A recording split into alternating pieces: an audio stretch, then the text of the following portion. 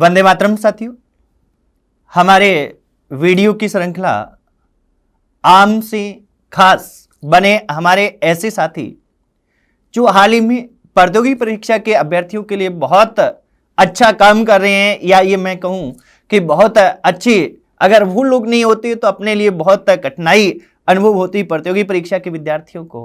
तो ऐसे ही हमारे साथियों से लगातार हम आपको मिलवा रहे हैं। उन्हीं में से आज हम हमारे एक ऐसे साथी से मिलते हैं जिनका बचपन एक ढाणी में बीता, और ये कहें कि बचपन से लेकर आज तक वो ढाणी में ही रह रहे हैं, तो निश्चित तौर पर यह बात बिल्कुल सही है। प्रारंभिक शिक्षा ग्रामीण परिवेश में हुई, धीरे धीरे किस तरह से आगे बढ़े, उन सभी की चर्चा करेंगे। और आज इतिहास में एक जाना पहचाना नाम कैसे बने, इसी की बात करेंगे। सबसे पहले हमारे स्टूडियो में अरविंद जी भास्कर भाई साहब का स्वागत है भाई साहब। बहुत बहुत धन्यवाद। हाँ भाई साहब, जैसे हम अपने अभ्यर्थियों से आपको रूबरू करवा रहे हैं लगातार, आप रूबरू, वैसे तो ये कहूँ कि मैं वास्तव में रूबरू करवाने की कहीं आवश्यकता ही नहीं है, पर हम चाह रहे हैं कि हमारे अभ्यर्थी हैं, एक हमारे ऐसे साथी जो लगातार अच्छा काम कर रहे हैं, उनके जीवन से प्रेरित हो कि वो भी एक आम विद्यार्थी थे और अपनी मेहनत के दम पर आज यहाँ पहुंचे हैं। वो भी चाहे जो कुछ भी कर सकते हैं। दूसरा हमारा पक्ष ये है कि प्रतियोगी परीक्षा के अभ्यर्थी हैं, उन्हें किस तरह से तैयारी करनी चाहिए। तो पहले हम सबसे पहले आपके बारे में प्रारंभिक परिचय आप बताएं कि आपका जीवन स्टार्टिंग से किस तरह से रहा। जी, मैं जैसा आपने बताया, मैं ग्रामीण पृष्ठभूमि से जुड़ा हुआ हूँ। हाँ जी। और मेरा गांव सीकर जिले के लक्ष्मण तहसील में गस्सू है। सारी शिक्षा मेरी जो 10वीं तक की है गांव में हुई है। और मैं एक गांव में भी गवर्नमेंट स्कूल में हुई? गवर्नमेंट स्कूल में हुई है। मैं एक एवरेज स्टूडेंट था और 11वीं 12वीं के लिए मैंने लक्ष्मण में शिक्षा हासिल की, जहाँ पे वोकेशनल एजुकेशन थी जो आजकल बंद हो चुकी है इस दौर में। और आगे की शिक्षा के लिए मैंने कॉलेज जो है सीकर जिले के जो फेमस कॉलेज था उस समय, SK कॉलेज, वहाँ से ग्रेजुएशन और पोस्ट ग्रेजुएशन वहीं से किया। बीएड मैंने गवर्नमेंट कॉलेज बीकानेर से किया था और उसके बाद में बीएड करने तुरंत बाद में पोस्टिंग हो गई। पोस्टिंग सबसे पहले किस में हुई सर आपकी? 2006 में मेरी पहली पोस्टिंग जो सरकारी सेवा में है वो स्कूल व्याख्याता इतिहास के पद पे हुई। और राजकीय उच्च माध्यमिक विद्यालय बलारा जो लक्ष्मणगढ़ में है, मेरी तहसील में ही, घर से लगभग 20 किलोमीटर दूर, वहाँ मैंने पूरे 10 साल लेक्चरर के रूप में सेवाएं दी और वहीं से मेरा फिर प्रिंसिपल पद पे प्रमोशन हुआ। वर्तमान में प्राचार्य प्रधानाचार्य पद पर आप कार्यरत हैं? जी जी, ठीक है। वर्तमान में सर पोस्टिंग आपकी? वर्तमान में मैं लक्ष्मणगढ़ तहसील में ही राजकीय उच्च माध्यमिक विद्यालय लालासी, वहाँ पर प्रधानाचार्य पद पर कार्यरत हूँ पिछले 2.5 साल से लगभग। सर आपका जो नाम है आज हमारे प्रतियोगी परीक्षा के क्षेत्र में, एक विद्यार्थियों के लगातार पॉजिटिव वे में मार्गदर्शन करने के लिए, और लेखन क्षेत्र में बहुत बड़ा नाम, आपको ये लेखन क्षेत्र की प्रेरणा कहाँ से मिली, लिखने की प्रेरणा? प्रेरणा तो ये बताना, या कहाँ से आपने सोचा? हाँ जी। थोड़ा मुश्किल है, लेकिन जो जहाँ से मैंने लिखना स्टार्ट किया था वर्ष 2008-9 था वो। ठीक है। 2006 में मेरी स्कूल लेक्चरर में पोस्टिंग हो चुकी थी और कुछ साथी जो जिन्होंने मेरे साथ में एग्ज़ाम दी थी उनका चयन नहीं हुआ था, और उन्होंने कहा कि भाई जब दोबारा भर्ती निकलने वाली है तो हमें कुछ नोट्स वोट्स बना के आप दे दो। और चूँकि जैसा मैंने आपको बताया कि 11वीं-12वीं में मेरे वोकेशनल एजुकेशन था, उसमें स्टेनोटाइप मेरे सब्जेक्ट रहा हुआ था, तो वो टाइपिंग मुझे अच्छी आती थी। 35-40 शब्द मैं हिंदी में प्रति मिनट टाइप कर सकता था। तो मैं नोट्स बनाना शुरू कर दिया, कंप्यूटर पे नोट्स बना के उनको जो प्रोवाइड करवाना था मेरे को, तो मैंने देखा कि वो जो नोट्स थे वो लगभग 100 पेज के आसपास बन चुके थे। तो न केवल मैंने उनको उपलब्ध करवाया बल्कि उनको एक पुस्तक का आकार भी दिया। तो 120 पेज की बुक मैंने 2009 में निकाली थी। अच्छा, पहली बुक वो बिल्कुल छोटी सी थी, 120 पेज की विश्व इतिहास जो ऑरेंज पब्लिकेशन से प्रकाशित हुई हमारे, वो निकाली थी। तो उसमें जब एग्ज़ाम हुई तो लगभग 90% क्वेश्चन उस बुक से आए, लेकिन जो बुक हमने निकाली थी वो एग्ज़ाम से करीब 2-3 महीने पहले निकल पाई थी। इस कारण वो ज़्यादा अभ्यर्थियों तक नहीं पहुँच पाई। वैसे सोशल मीडिया का और ये प्रचार प्रसार भी नहीं था, लोगों तक नहीं पहुँच पाया। बिल्कुल। उस ज़माने में फेसबुक भी शायद नहीं थी, क्योंकि अगर थी भी तो हमारे यहाँ पर्सनल नहीं था। और व्हाट्सएप भी नहीं था, तो सोशल मीडिया नाम की तो उस समय कोई चिड़िया थी नहीं, और बहुत कम लोगों तक किताब पहुँची। लेकिन अधिकांश क्वेश्चन उस किताब से आए, तो उसको मतलब जिन लोगों ने भी पढ़ा उन्होंने उसकी सराहना की और मुझे मोटिवेशन प्रदान किया, और उसके बदौलत वो किताब रिवाइज होते होते आज लगभग 500 पेज की हो चुकी है, 120 पेज से। बिल्कुल जी। जैसे मैं सर के बारे में बता दूं कि विश्व इतिहास में तो इनकी बुक चल रही है, वो आम अभ्यर्थी प्रतियोगी परीक्षा की जो तैयारी करने वाला अभ्यर्थी है, इतिहास विषय का विद्यार्थी है, वो लगातार पढ़ ही रहा है।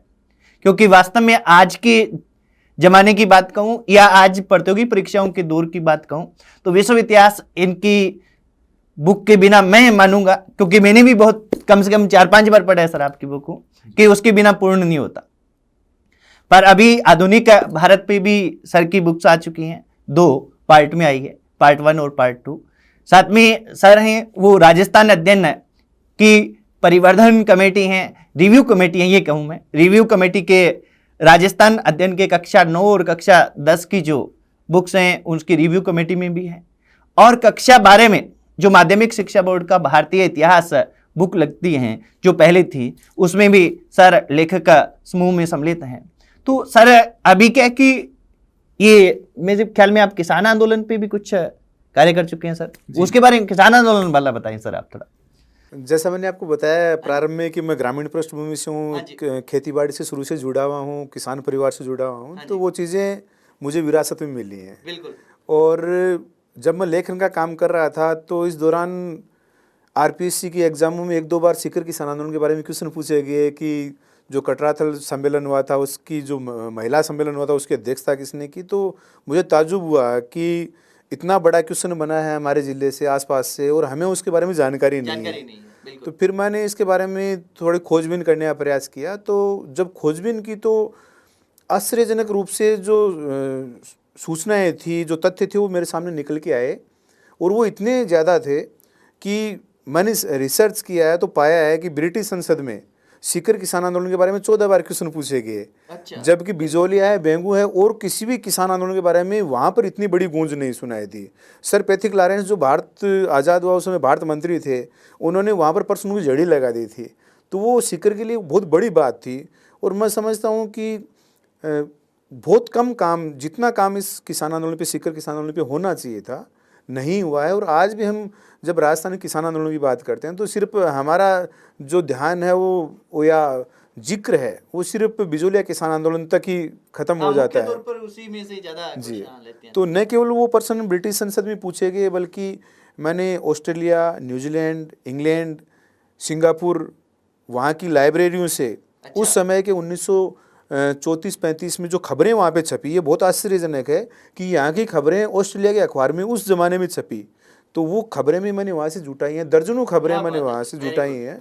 तो ये थोड़ा लगाव था उस मिट्टी के प्रति। और दूसरा, ये जो आंदोलन हुआ वो जिस गांव का मैं रहने वाला हूँ उसी गांव के 20-25 किलोमीटर के दायरे में हुआ। तो बुजुर्गों से भी हमने थोड़ा बहुत इसके बारे में सुना था, और फिर अपना तो बढ़ता गया। और जिस सब्जेक्ट ने हमें जॉब दिया, जिस सब्जेक्ट के दम पे हम कमा के खा रहे हैं, इतिहास, तो मैं समझता हूँ इतिहास का हम पर ऋण है और सीकर जिले का ऋण है।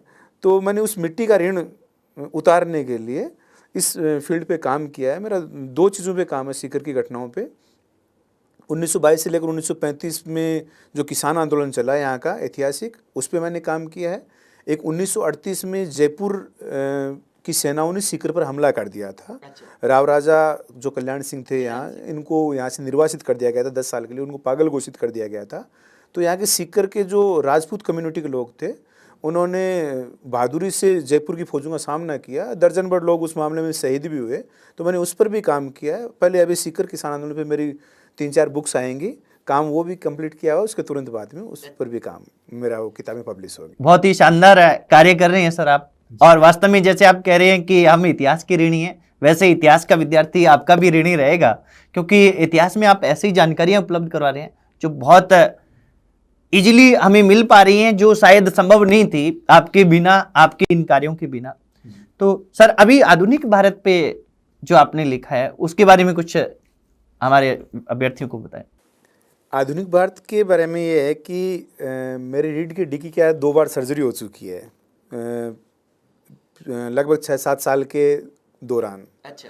और डॉक्टर ने लंबे समय के लिए बैठने के लिए मना कर रखा है। ठीक है। तो मैंने ये सोचा था कि अब लेखन को अलविदा बोल देते हैं, क्योंकि मैं टाइपिंग का काम सारा खुद करता हूँ, खूब इसमें बैठना पड़ता है फिर। हाँ, ठीक है। तो मैंने छोड़ दिया था लगभग ये सारा लिखना। इसी दौरान कुछ साथियों ने मतलब जो पूछते रहते हैं बार बार प्रतियोगी परीक्षार्थी कि आधुनिक भारत की कोई किताब बताओ जो परिपूर्ण हो। तो मुझे ये बताने में कोई संकोच नहीं है कि वर्तमान में कोई भी किताब आधुनिक भारत पर परिपूर्ण नहीं है। नहीं, इतिहास के हर विद्यार्थी को ये लगता भी है, बिल्कुल लगता है, कमी महसूस होती है काम इसकी। अच्छा हुआ है, हाँ जी। कई लोगों ने अच्छा काम किया है, सुमित सरकार है, विपिन चंद्रा है, यशपाल ग्रोवर हैं, पर इनका एक पार्ट पे है। बिल्कुल काम बहुत अच्छा किया, लेकिन इन्होंने एक पार्ट विशेष चुन लिया। वो जब हम अपने को विद्वान बनना होता तो वो किताबें हमारे लिए काम की होती हैं, लेकिन एक आम विद्यार्थी जिसको परीक्षा पास करनी होती है, उसको अगर वो कोई मैटर देखना चाहे तो कोई भी एक किताब में सारा मैटर उसको नहीं मिलता है। फिर मैंने ये भी देखा है कि आधुनिक भारत में कंट्रोवर्सियाँ कम होनी चाहिए। अपने पास में इतिहास लिखने के सोर्स बहुत ज़्यादा हैं, उसके बावजूद जो फैक्ट हैं वो बहुत ज़्यादा गलत हैं। कई किताबों में कैसा दिया है, किसी दूसरी किताब में कैसा दिया है। इससे बड़ा दुर्भाग्य अपने लिए क्या हो सकता है कि चौरी चौरा कांड जो 4 फरवरी 1922 को जो घटना घटी थी, प्रमाणिक इतिहासकारों की किताबों में भी उसको 5 फरवरी 1922 लिखा हुआ है। उस घटना को कोई बहुत ज़्यादा वक्त नहीं हुआ है, 100 साल अभी हुए हैं, उस पर इतना लिटरेचर होना चाहिए था, इतनी प्रमाणिक, इतनी बड़ी घटना है और उसकी तिथि भी 4 फरवरी की जगह 5 फरवरी आ गई। तो मैंने रिसर्च किया उस पर कि जब पता लगा कि थोड़ा आगे पीछे है तो फिर अपनी बात की पुष्टि के लिए काफ़ी चीज़ें जुटानी पड़ती हैं। मैंने ब्रिटिश संसद की कार्यवाही देखी और उसमें वहाँ पर जो प्रश्न पूछा गया था उसमें बाकायदा वो डेट 4 फरवरी दी हुई है। ठीक है। यहाँ पर जो भारत सरकार प्रकाशन जो अपना विभाग है, भारत सरकार के सूचना एवं प्रसारण मंत्रालय के अधीन, उन्होंने गांधी पर वॉल्यूम निकाले, अपने लगभग 100 वॉल्यूम निकाले हैं। तो उसमें भी गांधी के वॉल्यूम पर भी उन्होंने, उसमें भी वो तिथि 4 फरवरी दे रखी है। उस समय की भारत सरकार की जो किताबें प्रकाशित हुई 1922-23 में, जो रिपोर्ट हैं उनमें सब में 4 फरवरी दिया हुआ है। तो वो सारे एविडेंस मैंने बुक के साथ में रखे हैं कि ताकि नहीं तो पाठक के लिए बहुत मुश्किल हो जाता है कि कौन सा फैक्ट सही है और कौन सा गलत है। जब हम विपिन चंद्रा या सुमित सरकार ने 5 फरवरी दिया तो हम जैसे जो आम राइटर अगर उसको 4 फरवरी देंगे तो लोग उसको गलत मानेंगे कि भाई बड़े इतिहासकार ने 5 दिया है, ये साधारण आदमी है इसने दिया तो ये गलत होगा। इसलिए सारे जो फैक्ट, जो कंट्रोवर्शियल फैक्ट हैं, उनके मैंने मूल जो रेफरेंस हैं वहाँ से जुटा के वो दिए हैं ताकि एक पाठक को सारी चीज़ें मिल सके। और उसमें भी उन किताबों को इस हिसाब से लिखने का प्रयास किया है कि हम वो किताबें जब पढ़ते हैं तो उन किताबों में राष्ट्रीय आंदोलन का जो पुट होना चाहिए वो फीलिंग नहीं आ पाती। हाँ बिल्कुल। ताराचंद ने जिन्होंने सरकारी इतिहास लिखा है, 4 वॉल्यूम लिखे हैं, क्रांतिकारियों के बारे में सिर्फ 1 लाइन लिखी है।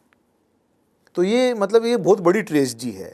जिन्होंने अपना सर्वस्व त्याग दिया उनके बारे में आपने राष्ट्रीय इतिहास में उनको स्थान ही नहीं दिया गया। राष्ट्रीय आंदोलन पर आपने अकेले 4 वॉल्यूम लिखे हैं और एक पंक्ति में आपने क्रांतिकारियों को निपटा दिया। तो इससे बड़ी मैं समझता हूँ कोई ट्रेजेडी नहीं हो सकती अपने लिए। तो मैंने वो सारा उन चीज़ों को भी शामिल किया कि एक प्रतियोगी परीक्षार्थी जब अपनी प्रतियोगी परीक्षा की तैयारी करे तो उसके साथ साथ में वो चीज़ें भी पढ़ें, ताकि ये नहीं कि अपने में से ज़्यादातर ये होता है कि प्रतियोगी परीक्षा के लिए तैयारी कर ली, सिलेक्शन हो गया, उसके बाद में पढ़ना नहीं है, जो हमने पढ़ा वही पढ़ाना है। तो मैं ये समझता हूँ कि प्रतियोगी परीक्षा के बहाने ही एक आम जो विद्यार्थी है उन चीज़ों को पढ़े और वो अपने जीवन में उनको गहराई तक बैठा ले और आगे आने वाले समय वो अपने जो स्टूडेंट हैं या दैनिक जीवन में उन चीज़ों को काम मिले। वो अभी जैसे प्रतियोगी परीक्षा के जो अभ्यर्थी हैं, इतिहास के विशेषकर विद्यार्थी या कॉमन भी अपनी बात करें तो सामान्यतः एक अभ्यर्थी को परीक्षा में सफलता के लिए क्या करना चाहिए? वर्तमान में जो ट्रेंड है वो यही है कि स्टूडेंट जो होता है जब विज्ञापन किसी चीज़ का निकलता है किसी भर्ती का तो उसके बाद में वो फॉर्म भरता है पहले, उसके बाद में वो गाइडेंस ले खरीदता है, फिर तैयारी करता है, फॉर्म भरने के बाद एक्टिव होता है। हाँ, या वो कोचिंग ज्वाइन करता है। तो मैं समझता हूँ कि देखो इस पैटर्न पे किसी भी विद्यार्थी के लिए सफलता प्राप्त करना बहुत मुश्किल होता है। जहाँ तक मैं समझता हूँ कि कोई भी विद्यार्थी को किसी फील्ड में जाना है तो उसको अपना गोल पहले निर्धारित करे। वो अभी वो बेरोजगारी के दौर में है, कोई भर्ती नहीं आई है, तो वो सोचे कि मेरे को क्या बनना है, मेरे को पटवारी बनना है, मेरे को पुलिस कांस्टेबल बनना है, मेरे को एसआई बनना है, मेरे को आरएस बनना है या लेक्चरर बनना है, जो भी बनना है वो तय कर ले। और तय करने के बाद में उस भर्ती का विज्ञापन का इंतजार न करे। जब उसने तय कर लिया कि मेरे को यही बनना, उसी दिन से वो तैयारी शुरू कर दे। और उसके बाद में जिस दिन विज्ञापन जारी होगा, कई बार विज्ञापन जारी होने के बाद में 2 साल बाद में परीक्षा होती है, हाँ टाइम लग जाता है, कई बार 6 महीने भी लग जाते हैं। कई आजकल आरपीएससी का हम ट्रेंड देख रहे हैं, विज्ञप्ति में जारी कर रही है, विज्ञप्ति में तिथि दे रहे हैं, कुछ परीक्षाएं उन्होंने करवाई भी हैं। तो उस हिसाब से अगर परीक्षाएं होनी शुरू हो जाती हैं तो कोई स्टूडेंट, नया स्टूडेंट, तो मुझे लगता है कि फिर वो फॉर्म भरने लायक ही नहीं बचता है। तो मेरा सुझाव जो प्रतियोगी परीक्षार्थी हैं उनको सीधा सीधा ये है कि आप अपना गोल निर्धारित करें और उसके बाद में तुरंत आप तैयारी शुरू कर दें। आपका स्टडी मटेरियल बहुत महत्वपूर्ण होता है कि आप क्या पढ़ रहे हैं।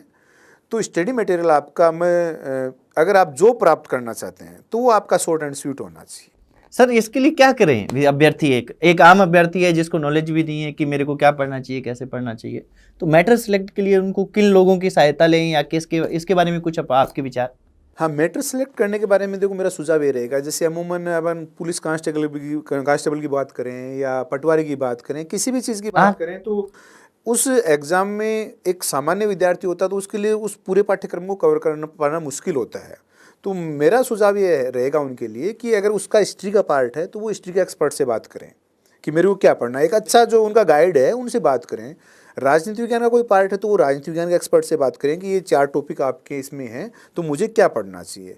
अमूमन क्या होता है कि एक गाइड स्टूडेंट खरीद लेते हैं और उसमें उस गाइड का एक पार्ट हो सकता है अच्छा हो, कोई दूसरा पार्ट वीक हो, तो उसके अभ्यर्थी की तैयारी पर उसका असर पड़ता है। तो कोई नोट्स आप ले सकते हैं, किसी कोचिंग के नोट्स ले सकते हैं, कोई अच्छी फैकल्टी है उसके नोट्स आप, हो सकता है आपको कुछ नोट्स आपको गंगानगर से लेने पड़े, कुछ नोट्स आपको किसी दूसरे विषय के नोट्स आपको सीकर से लेने पड़े, कुछ नोट्स आपको जोधपुर से भी लेने पड़े। तो अच्छी फैकल्टी के अगर आप नोट्स ले लेते हैं तो मैं समझता हूँ कि परीक्षा में सफलता प्राप्त करना इतना मुश्किल भी नहीं है। कुल मिला के ये है कि जो पहले से सब्जेक्ट एक्सपर्ट हैं या प्रतियोगी परीक्षाओं में सफल हैं, उन लोगों से मार्गदर्शन लें उनके विषय में, तो निश्चित तौर पर सफलता प्राप्त की जा सकती है। दूसरा, सर ने जैसे बताया कि हमें तैयारी करनी है, तो तैयारी ये नहीं है कि हमारी विज्ञप्ति निकल गई तब हम स्टार्ट हो रहे हैं, फॉर्म भरने के बाद स्टार्ट हो रहे हैं। आपको क्या है कि अपना लक्ष्य रखें, स्पष्ट तौर पर उस पर आगे बढ़ें, और जैसे ही लक्ष्य आपने निर्धारित किया, लक्ष्य निर्धारित करते ही क्या है कि आप उसकी तैयारी में जुट जाएं। परीक्षा कब होनी है, कैसे होनी है, कौन लेगा, क्या होगा, ये सारा काम सरकार को करने दीजिए। ये अपना काम क्या है, एक अभ्यर्थी का काम है कि वो स्वयं क्या है तैयारी करे, और सफल होने के लिए यही एकमात्र काम है जो हमें करना है। ये बिल्कुल सर अपने अभ्यर्थियों को कोई आप संदेश देना चाहें? अंत में मैं यही कहूंगा, या कोई आपके बारे में, आपके जीवन से संबंधित कुछ ऐसी बातें अभ्यर्थियों से हमारे से शेयर करना चाहें? नहीं, जीवन वाली तो क्या है कि इतने बड़े लोग हैं नहीं कि जिनसे अभ्यर्थी नहीं सर, निश्चित तौर पे ये आपको लगता है ये आपका बड़पन है, पर इतिहास के विद्यार्थी के लिए आप बहुत बड़ी शख्सियत है निश्चित तौर पर। और मैं भी क्या कि एक इतिहास का विद्यार्थी हूँ, और मेरे लिए भी, क्योंकि मैंने जब भी स्कूल लेक्चर की तैयारी की, असिस्टेंट प्रोफेसर की तैयारी की, मैंने आपकी बुक्स को पढ़ा है। निश्चित तौर पे हैं सर आप। मेरा इतना कहना है इस मामले में कि जैसे मेरी निजी लाइफ है कि डॉक्टर ने जब मेरे को बैठने के लिए मना कर रखा है और काफ़ी मेरी दिनचर्या प्रभावित होती है, जब सर्जरी स्पाइन की मेरी 2 बार हो चुकी है, मैं इसके बावजूद पर डे 8 से 10 घंटे पढ़ लेता हूँ। क्या बात है, आज तो भी जब मैं अभ्यर्थियों के लिए लिखने के लिए पढ़ लेता हूँ या लिखता हूँ, तो उनको तो खुद के लिए जॉब करना है, उनको तैयारी करनी है, उनके भविष्य का सवाल है। मैं ये देखता हूँ अमूमन कि जो लोग सफल नहीं होते हैं या कोई बहाना करते हैं कि मेरा सिलेक्शन नहीं हुआ, तो निश्चित रूप से उन्होंने वक्त नहीं दिया उसको, अपने जो गोल है निर्धारित किए उसको उन्होंने वक्त नहीं दिया। अगर वो वक्त देंगे तो उनको कोई रोकने वाला नहीं है। मैं समझता हूँ उनको 10-12 घंटे पढ़ने के लिए समय देना चाहिए, और उनके भविष्य का सवाल है। समाज, अपन देखते हैं कि समाज में पैसा कोई मायने नहीं रख रहा है। सरकारी सेवाओं का राजस्थान में एक अलग क्रेज है, चाहे छोटी जॉब हो, बड़ी जॉब हो, वो एक अलग बात है, लेकिन सरकारी सेवा में होते ही व्यक्ति का एक अलग क्रेज है। हाँ, राजस्थान में भी क्रेज है, और इस कोरोना काल ने भी हमें बहुत कुछ सिखाया। बिल्कुल गवर्नमेंट जॉब का महत्व सबके सामने आया है। तो सबको यही कहना है कि अधिकतम समय अपना दें। खास तौर से युवाओं को मेरा ये सुझाव रहेगा कि उनके ये जो उम्र होती है वो भटकने की उम्र होती है। बिल्कुल सही है। और इस दौर में सोशल मीडिया का जो स्तर है या उसका जो समय है वो युवाओं को काफ़ी भ्रमित करता है। फेसबुक हो, व्हाट्सएप हो, ये तो मैंने यूज़ किए हैं। बाकी तो सोशल मीडिया के ऐसे मंच भी आए हैं जो मैंने अभी यूज़ नहीं किया, ज़्यादा जानकारी नहीं है, मुझे नहीं बता पा रहा हूँ मैं। व्हाट्सएप भी शायद कम यूज करते हैं। बहुत कम मैंने यूज़ किया है। पिछले मतलब 3 साल पहले लगभग मैंने डिलीट कर दिया था, तो मेरे पास नहीं है व्हाट्सएप, अभी नहीं है, क्योंकि ये समय काफ़ी खराब करता है। तो जो युवा साथी हैं उनकी उम्र को देखते हुए मैं आपको सुझाव दूंगा कि अगर आपको सफल होना है तो आप कीपैड वाला फ़ोन ले लीजिए, अगर आपके लिए ज़रूरी आप समझते हैं, और स्मार्टफोन से आप दूर रहें। आप 4-6 महीने अपना जो आपने मंजिल निर्धारित की है कि मेरे इतने समय में मंजिल प्राप्त करनी है, उतने समय के लिए अगर आप स्मार्टफोन छोड़ देते हैं, आप कीपैड का फ़ोन रखिए। जब आप तैयारी कर रहे हो, आपको ये कि मेरे को 1 घंटे अब डूब के तैयारी करनी है, तो आप फ़ोन स्विच ऑफ कर दीजिए और रख दीजिए, अच्छी तैयारी कीजिए। नहीं तो आप क्या तैयारी करेंगे, किसी का फ़ोन आ जाएगा, वो आपकी तैयारी डिस्टर्ब करेगा। आपको जब फ़ोन करना, आप फ़ोन स्विच ऑन करो, फ़ोन पे बात करो। हाँ भी, जिसी से बात करनी है वो बात दिक्कत नहीं कीजिए, है। बिल्कुल। आपका समय आपके लिए कीमती है, आप किसी दूसरे के लिए उपलब्ध नहीं हो उस दौरान। अगर आप जम की तैयारी करेंगे तो मैं समझता हूँ कि दुनिया में कोई ताकत नहीं है। इस दौर में जब भर्ती परीक्षाएं कई अन्य चीज़ों से भी प्रभावित हो रही हैं, तो मैं ये कहूँगा कि अगर आपने तैयारी अच्छी की है तो आपको अपने जो स्थान है वो पक्का मिल जाएगा। सब कुछ ये किन प्रकार जो अदर गतिविधियाँ होने के बावजूद भी आपको कोई सफलता प्राप्त करने से नहीं रोक सकता। अभी आपकी मेहनत है वो निश्चित तौर पर आपको आगे लेके जाएगी। सर से हमने बातें की और सारांश रूप में मैं कहूँ तो सर ने हमें बताया कि आप क्या करें, लक्ष्य निर्धारित करें, तैयारी में निरंतरता रखें और कहे कि सामग्री है, स्टडी मटेरियल है, उसको सिलेक्ट करते समय आप एक्सपर्ट से राय लें, अपने आप को टाइम दें क्योंकि आपका फ्यूचर आपको बनाना है, और उसके बाद में सोशल मीडिया से पर्याप्त दूरी रखें। और जहां तक संभव हो कि आप जैसे मोबाइल ऑफ करने की भी बात सर ने कही, तो ऐसा अगर आप करते हैं तो निश्चित ही 6 महीने 8 महीने बहुत ज़्यादा नहीं होते जीवन के, क्योंकि हमारा जो फ्यूचर है वो इसी पे टिका होता है, तो निश्चित तौर पर हम सफल होते हैं। सर आपने हमें टाइम दिया, अपना अमूल्य समय दिया, इसके लिए हार्दिक धन्यवाद। ये आपका बड़प्पन है, मुझे इस लायक समझा आपने, बहुत बहुत धन्यवाद। वंदे मातरम, जय हिंद।